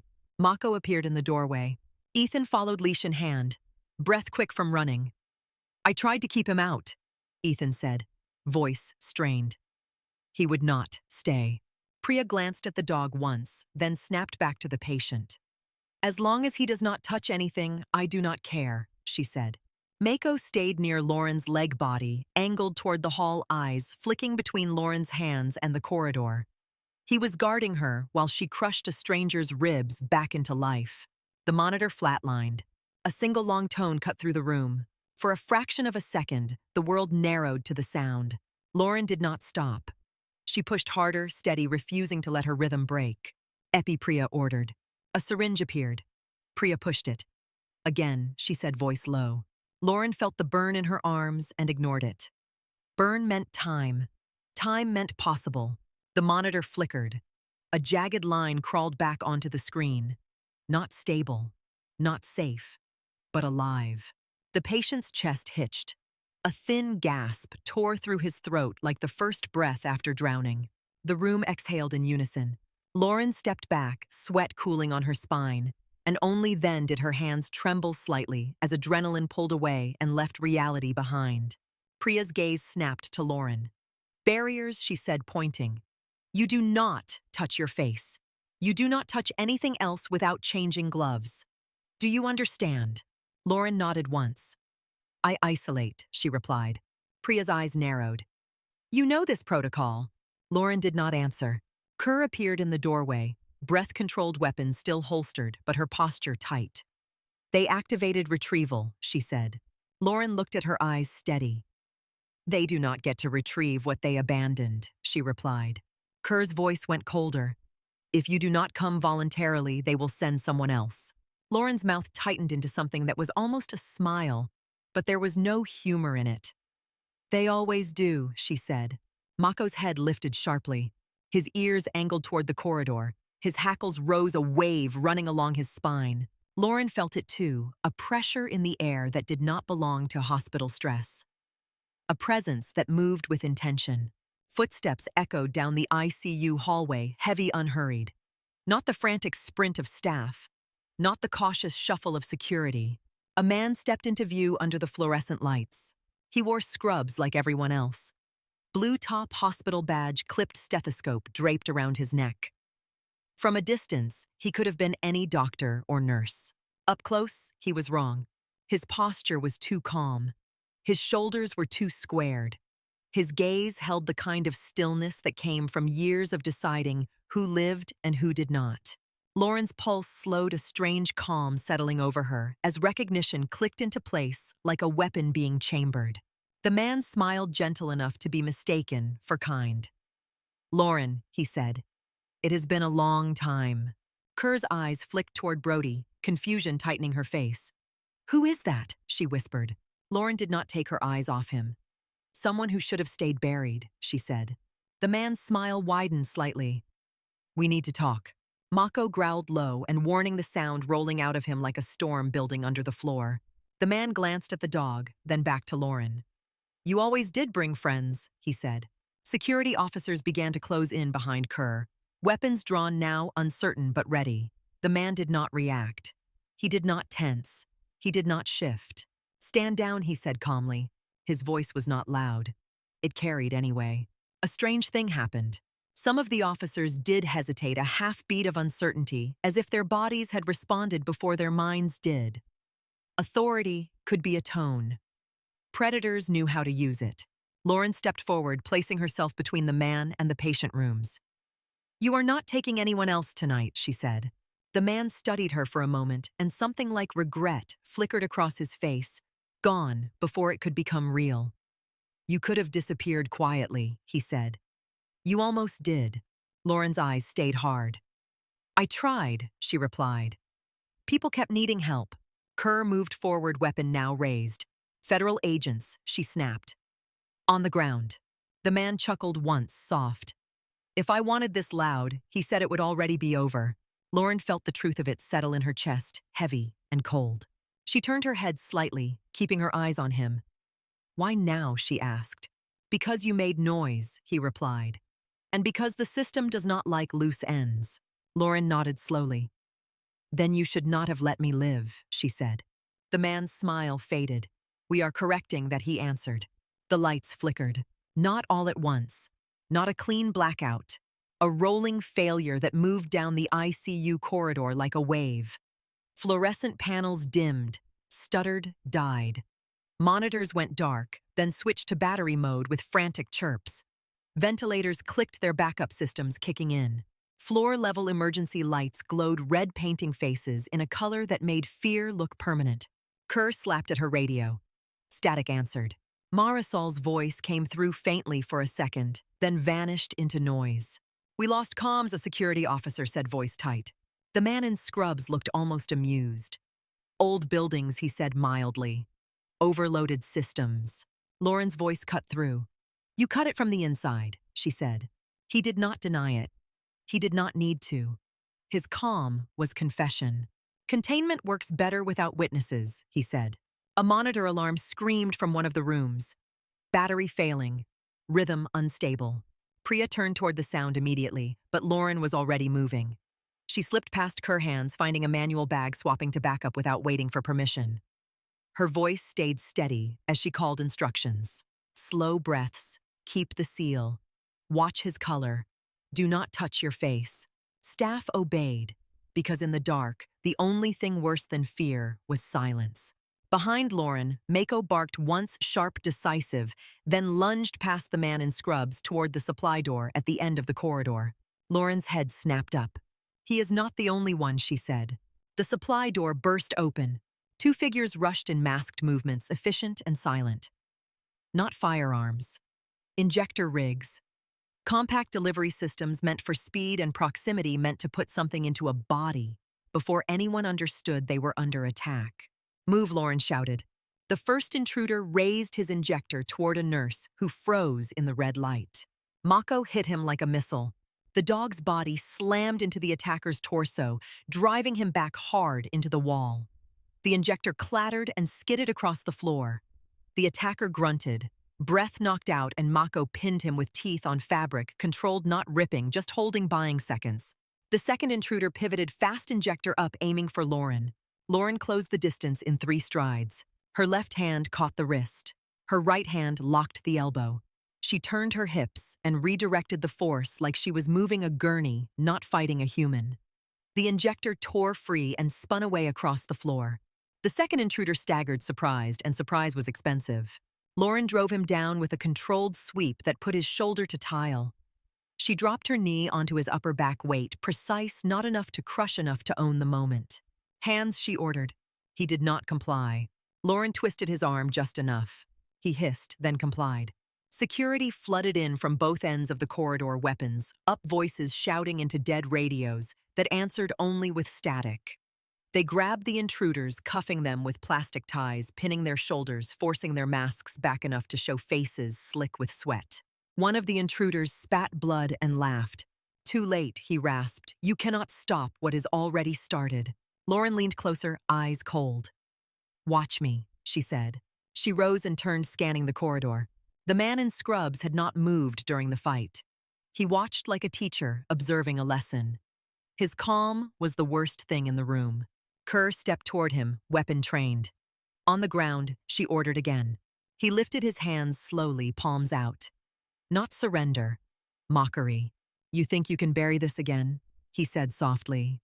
Lauren's gaze met his. "No," she replied. "I think you cannot." The emergency lights hummed.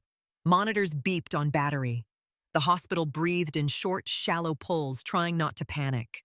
Mako returned to Lauren's side chest, heaving eyes bright. Lauren rested a hand on his head, fingers pressing into fur, grounding both of them. The dog's body stayed tense, ready. Priya moved down the corridor, mask tight, eyes fierce. "Get me light," she snapped. "Get me power. My patients do not have time for your covert games." The man in scrubs tilted his head. "They never do," he said. Marisol appeared through the darkness, face set. She carried a heavy flashlight beam, cutting through red glow. Her officers moved behind her with purpose, their hesitation burned away. She took in the scene in one pass. The intruders on the floor. The injector rigs. The man in scrubs with his hands up. Lauren standing in front of patient rooms like a wall. Marisol's voice was low. "You," she said to the man. "You do not belong here." He smiled faintly. "Neither does she," he replied, nodding toward Lauren. Marisol's beam shifted to Lauren's face. Later, Marisol said, "And it was not a promise, it was triage." Kerr's phone glowed in her hand as she tapped, then lifted it to her ear. No signal. She pulled a smaller device from her pocket, one that did not rely on hospital infrastructure. She spoke into it with clipped precision. "Containment breach neutralized. ICU corridor compromised. Initiate full scrub.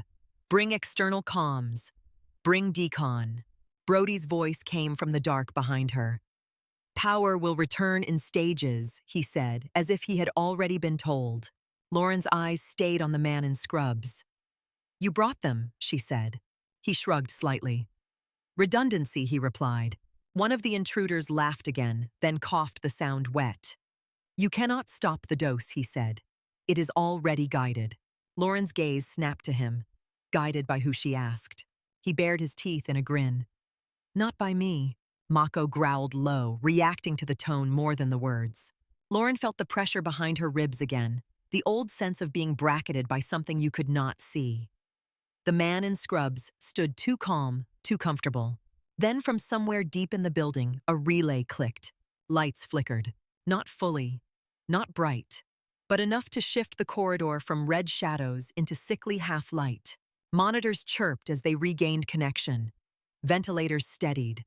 The hospital exhaled a little less shallow. Marisol's flashlight beam tightened on the man in scrubs. "On your knees," she ordered.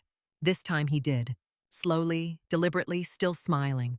As security moved in to cuff him, he leaned his head slightly toward Lauren, voice low enough to cut through the noise without being overheard by everyone. "They will keep coming," he said. Lauren's expression did not change. "I know," she replied. He glanced at Mako. "You will not always have the dog," he said. Lauren looked down at Mako, then back up. "I will not always need him," she replied. For the first time, something in his face tightened.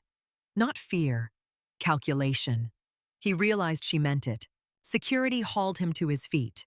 In the newly returning light, the ICU corridor looked wrecked in small ways.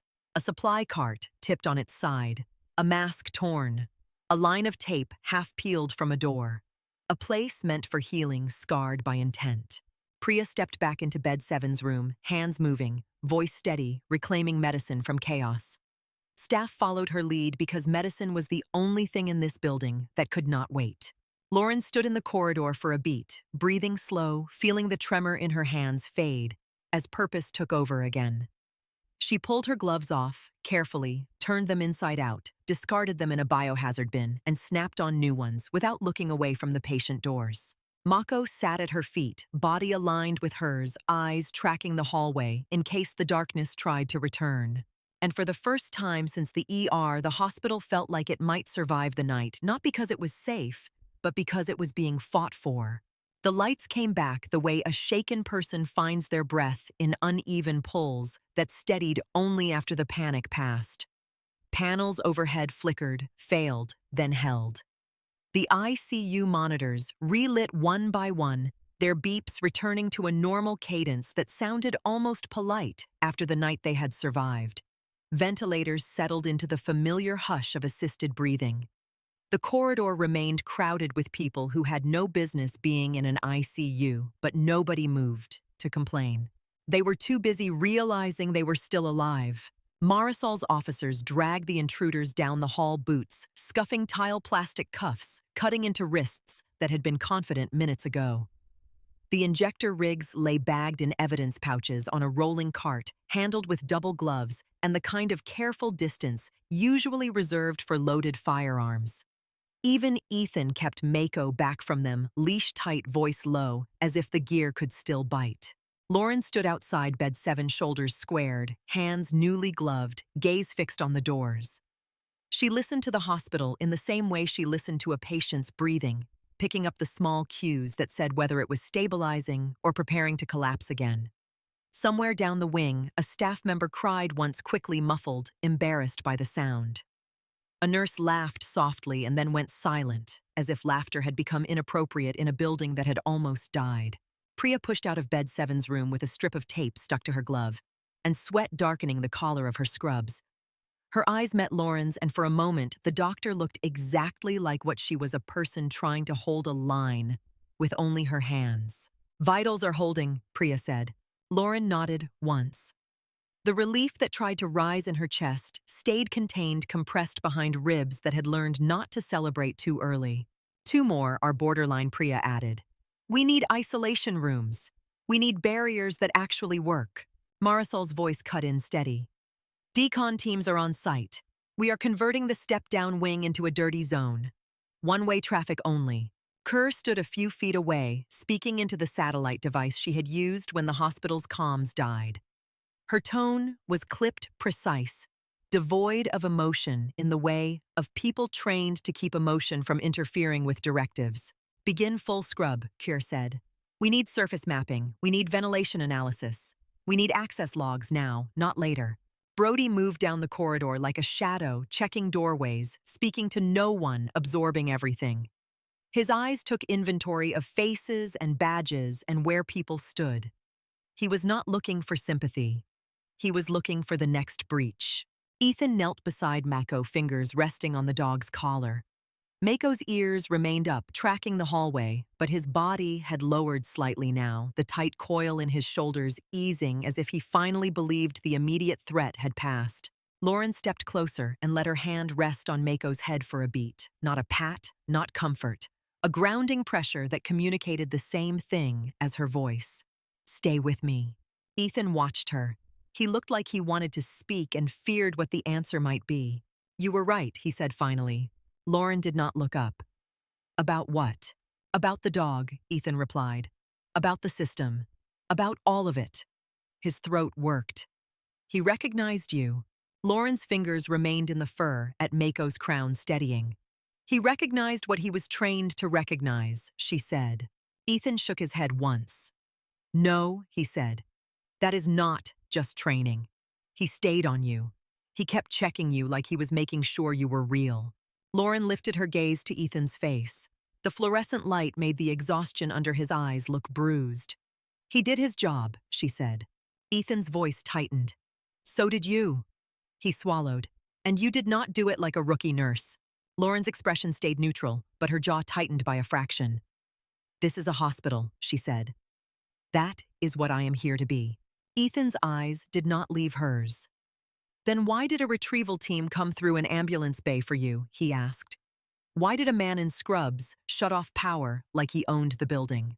Lauren's gaze shifted past him to the corridor where staff moved behind masks and plastic gowns. Because some people do not leave loose ends, she replied. Ethan's voice lowered. And you are a loose end. Lauren's eyes returned to him.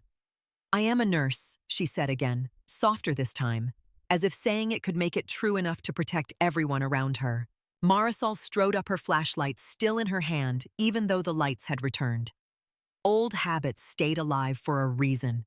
She looked from Ethan to Lauren to Mako and made a decision without announcing it. Cole Marisol said, voice firm. You and your dog stay in this corridor. You do not enter patient rooms. You do not touch anything without barriers. If your dog needs water, we bring it. If he needs to relieve, we escort him to a controlled area. Ethan nodded. Yes, ma'am. Marisol looked at Lauren. You are with Priya, she said. Lauren did not argue. She moved when given an assignment that served patients. It was the easiest way to keep her mind from turning toward the room in her head where names lived. Priya pushed open the door to an isolation room where a middle-aged woman lay, trembling hands twitching at the sheets. The woman's eyes were wide with the confusion of someone who could not understand why her body had betrayed her. Ma'am, Priya said gently. We are going to help you. You are safe. Safe was a word people used in hospitals, the way they used pillows, hoping softness could absorb impact. Lauren stepped in at Priya's side, gloved and gowned, mask tight. The woman's breathing was shallow, her skin a shade too pale. A nurse stood by the bed, eyes glassy with fatigue, ready to cry but too busy to let herself. Lauren checked the woman's pulse. Fast. Thin. She watched the chest rise, too shallow. She looked at the tongue, the lips, the edges of the eyes where oxygen deprivation showed itself early. How long has she been like this? Lauren asked. 15 minutes, the nurse replied. She said she felt dizzy, then her hands started tingling. She kept saying she tastes metal. Lauren nodded once. Barriers stay on, she said. No exposed skin. Change gloves after contact. Curtains stay pulled. Priya watched Lauren's hands move with quiet confidence and did not ask where that confidence came from. Priya cared about outcomes. Tonight, the outcome was survival. The decon teams arrived as if the hospital had called for an entirely different kind of medicine. They wore heavy protective suits and carried equipment that looked more like industrial maintenance than healthcare. They taped plastic sheeting across doorways. They placed mats at thresholds. They marked floors with bright tape that divided space into safe and unsafe. Kerr took over a corner of the nurses' station like it was an operations desk. She spoke to the decon lead, to facilities, to Brody, her words the same language as theirs. Airflow, surface contact, exposure windows, transfer routes. It sounded clinical, but there was a harshness beneath it. This was not a drill. This was a failure being managed. Marisol's officers handled crowd control. Staff were kept in assigned areas. Patients were told as little as possible because hospitals were built to prevent panic even when panic was deserved. Curtains stayed closed. Hallways stayed quiet. Outside, through the small window at the end of the corridor, Lauren saw flashes of red and blue lights. Police, fire, ambulances, media vans that always arrived when the worst thing happened. The city was waking up to something it could not name. An hour passed in fragments. Gloves changed, masks adjusted, patients stabilized. A few staff members were sent to a controlled area for evaluation because their hands shook or their throats tightened or they tasted metal and could not stop swallowing. Lauren moved room to room, obeying Priya's assignments, speaking in short, calm sentences, doing what nurses did when the world demanded more than a nurse should have to carry. Each time she stepped into a new room, she checked the vents without thinking. Each time she left, she stripped gloves the right way, slow and careful, because contamination was not dramatic. It was a whisper that stuck to skin. In the middle of it, Jonah approached her, near the medication room. His face was pale, his eyes red, rimmed with exhaustion. His confidence had not vanished, but it had been cut down to size. "You were right about the ICU pattern," Jonah said quietly. Lauren kept drawing up medication eyes on labels. "I do not want to be right," she replied. Jonah hesitated, then lowered his voice further. "You did a needle decompression earlier," he said. "You did it like you have done it before. You also just ran a containment flow like you built it." Lauren snapped the cap onto a syringe and turned. "If you have a complaint file, she said. Jonah shook his head once. "This is not a complaint," he replied. "It is a question." Lauren's eyes stayed steady. "Questions are expensive," she said. Jonah's throat worked. "Did the federal agents tell you what you are?" he asked. Lauren's gaze hardened slightly. "They told me what they want," she said. "That is not the same thing." Jonah looked like he wanted to push. Then a monitor alarm sounded down the hall, and his body obeyed his role. He turned and ran toward it. Lauren watched him go and felt the old, familiar ache behind her ribs. Even doctors who argued still ran when someone was dying. The hospital trained people into that kind of courage. Near dawn, when the decon teams had mapped the supply room and sealed evidence, when the last symptomatic patient had stabilized, when the ICU wing had been divided into zones like a battlefield marked by tape, Kerr approached Lauren again. This time, she did not block her path. She stood beside her in the corridor, both of them facing the glass at the far end, where the sky had started to lighten. Kerr's voice was quiet. "You know they did not come here for the hospital," she said. Lauren kept her eyes forward. "They came here because hospitals do not shoot back," she replied. Kerr's jaw tightened. "They came because you were here," she said. Lauren's gaze shifted to Kerr. "So move me," Lauren said. "If that is what you want." Kerr watched her. "Do you want to go?" she asked. Lauren did not answer immediately. She listened to the ICU behind her, the soft hiss of oxygen, the steady beeps, a nurse murmuring reassurance to a patient who could not sleep, a building trying to return to its purpose. Finally, Lauren said, "I want my patients to have nurses." Kerr's expression tightened in a way that suggested frustration and something else beneath it. "You are not safe here," she said. Lauren's voice stayed calm. "No one was safe here tonight," she replied. Brody approached, stepping into their conversation, like he belonged in it. His eyes were flat-focused. "We have facility access logs," he said. "Someone used an internal credential to place that crate in supply. Someone opened doors for the breach at the bay. Someone killed power from inside."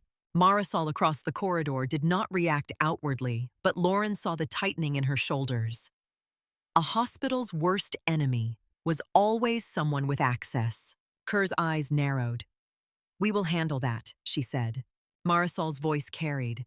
"You will not handle it alone," she said. Kerr's gaze moved to Marisol. The air between them tightened with the kind of conflict that did not need raised voices. Lauren stepped between it with the simplest truth she had. "Find the insider," she said, "and keep your containment teams here until the air returns are clean." Brody's eyes stayed on Lauren. "You speak like you have done this before," he said again. Lauren met his gaze. "I have," she replied. Brody's expression did not change. "Then you know they will not stop," he said. Lauren did not flinch. "I know," she answered. The words were simple, but they carried years. Ethan approached with Mako at his side. The dog looked tired now, the first real fatigue showing in his posture, but his eyes still tracked Lauren as if she were the center of his map. Ethan's voice was softer than before. "He will not settle," he said. "Not with you here." Lauren knelt slowly, careful with her joints, careful with the way her body moved. She brought her forehead near Mako's and held it there for a beat, breathing slow. "You did enough," she murmured. Mako's tail thumped once, a small, controlled movement that looked like relief.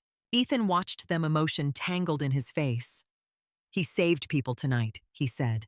Lauren's hand rested on the dog's collar. "So did you," she replied. Ethan swallowed.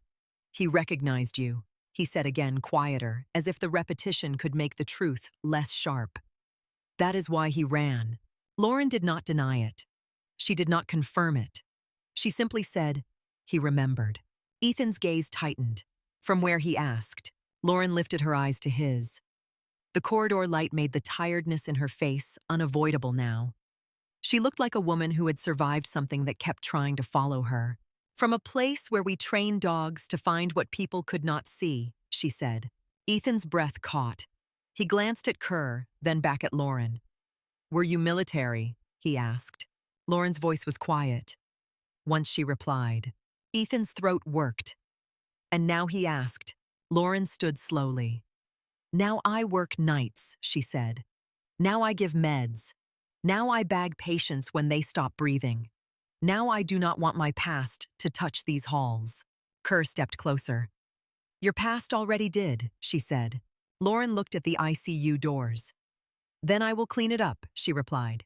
Marisol's phone buzzed. She answered and listened, then turned to the group. "Administration wants statements," she said. "They have lawyers and rehearsed phrases. Media is outside. They want a story that keeps the hospital from being sued into dust." Priya approached, pulling her mask down enough to speak, her face drawn with exhaustion. "They will get statements later," she said. "Right now, my staff needs water and a place to sit. And I need Nurse Hayes on the floor." Brody's gaze went to Priya, then back to Lauren. "She is not leaving our site," he said. Priya's eyes narrowed. "She is not leaving my patients," she replied.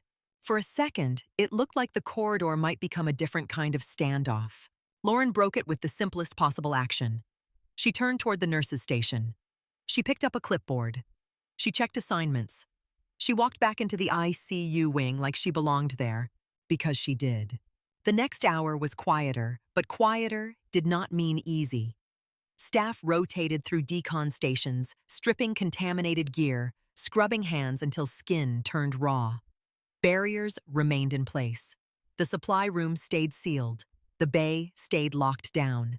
The intruders were taken away, without fanfare, moved through service corridors so patients would not see them and ask questions that nobody wanted to answer. A patient down the hall, awake now and confused, reached out when Lauren adjusted his IV line.